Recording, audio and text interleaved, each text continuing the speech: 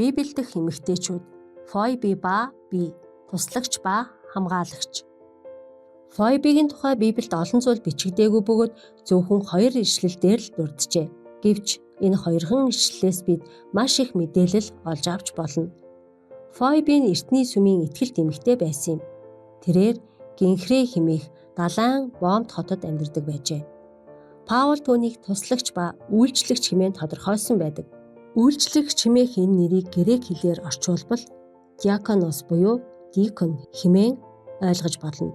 Үүнээс үзэхэд эрэгтэй эмэгтэй хүний аль аль нь дикон болж болдог ажээ. Фойбийн сүмдээ тодорхой хэмжээний байр суурьтай хүн байсан нь тодорхой. Ийм ч учраас Паул Ром хотын сүмийн гишүүдэд өөрийн захидал болох Ром номыг хургуулах ажлыг энэ эмэгтэйд итгэмжлэн даатгсан юм. 2 дугаар ишлэлд туслагч гэх үгийг Паул ашигласан бөгөөд энэхүү үгийг өөрөөр тэтгэгч, ачтан хэмээн орчуулж болдог. Үүнээс үзэхэд тэр эмэгтэй боломжийн чинээлэг амьдралтай нэгэн байсан ажээ. Тэр эмэгтэй Ром хот руу худалдаа наймааны зорилгоор явж байсан учраас Паул Ром хотын ахан дүүстэй чадах чинээгээрээ түүнд тусалд дэмжээрэй хэмээн загсан байх гэсэн таамаглалыг бид дэвшүүлж болно. Фойбигийн байдал Паул үнэхээр сэтгэл хөдлсөн нь тодорхой байна. Энэ эмэгтэй өөртөө үйлчлүүлэх зарц нартай байсан байх боломжтой бөгөөд тэр өөрөө Бурхны үйлчлэлд зүтгэх хүсэлтэй байжээ. Бид түүний үнцэн, түүний сайхан зан чанар, Христийн зарц гэдгийг хүлээн зөвшөөрсөн үүрэг хариуцлагаас суралцах болно. Хамтдаа илүү гүнзгийрүүлэн судалцгаая.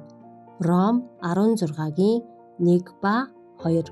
Гинхрэ дэх хувийн мэндчилгээ.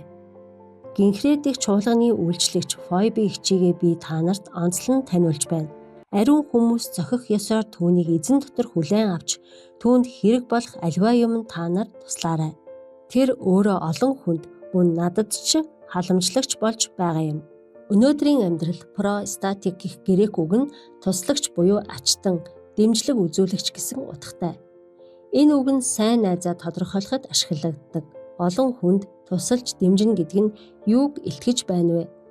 Бид өдөр тутмынхаа амьдрал туслагч, дэмжигч, ивент тэтгэгч хэмээх энэхүү хүсвэртэй зан чанарыг хэрхэн төлөвшүүлэн хэрэгжүүлэх вэ? Христэд итгэж бид хүмүүс чадлынхаа хэрээр туслах нь яагаад чухал тооцогддог вэ? Бусдад тустай байхын тулд бид ямар онцгой зүйл хийж чадах вэ? Бид ингэж л Фойбигийн амьдралыг өөрсдийн амьдралтай холбохыг хилжээх ёстой. Ярилцах асуултууд. Хүн бүр туслагч, тэтгэгч байх боломжтой юу? Эсвэл энэ нь хэсэг бүлэг хүмүүст өгөгддөг бэлэг бөгөөд бусд нь харин өөр бэлэг авьяастай байдаг юм уу? Үйлчлэгч гэх үгийг үгчлэн орчуулбал дикон болдог. Үүнээс үзэхэд Фойбийн сүмд үүрэг хүлээсэн хүн байжээ. Энэ нь Паулийн бичсэн ишлэлүүдтэй хэрхэн холбогдож байна вэ? Учир нь зарим хүмүүс түүний бичсэн номыг уншчихад эмэгтэйчүүд сүмийн албанд үйлчлэлтгүй зөвхөн жижиг сажиг ажил хийдэг байсан гэж ярьдаг юм. Библийн мэргэн үгс. Матай 25 дугаар бүлгийн 35-аас 40 дугаар ишлэлд Есүс өөрийн дагалдагчдаа шоронд айлчилж, үлснийг ундаалж, нүцгэн нэгнийг хувцаснараа үүнийг надад хийж байгаа гэсэн үг гэж хэлсэн.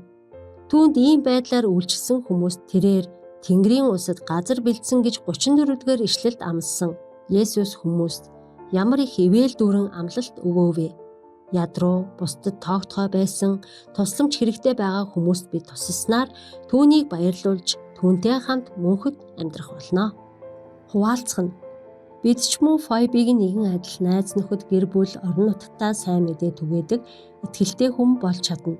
Бид Фойбиг үлгэрлэн дааснаар сүмдээ ч мөн итгэлтэйгээр үйлчлэх юм. Танай сүм, шоронгийн болон олон нийтийн үйлчлэл, бичиг үсгийн хичээл, хоолны үйлчлэл, хичээлийн дараах давтлага, хүүхдийн үйлчлэл явуулдаг. Энэ үйлчлэлүүдээс бид алийг нь эхлүүлж чадах вэ? Эдгээрээс аль нь манай орон нутагт илүү сайн тохирох бол? Хамтдаа залбирцгаая. Хайрын Бурхан минь, Фойбигийн түүхийг бидэнд үлдээсэнд баярлалаа. Өөрийн итгэгч, ахан дүүст болоод мартагдаж, гачигдсан хүмүүс тусалд дэмжиж байхад минь та туслаарай. Таны хүслийг гүйцэлдүүлж, таны хайрын тухай дэлхийг тунхаглахад та бидэнтэй хамт байгаарай. Амен.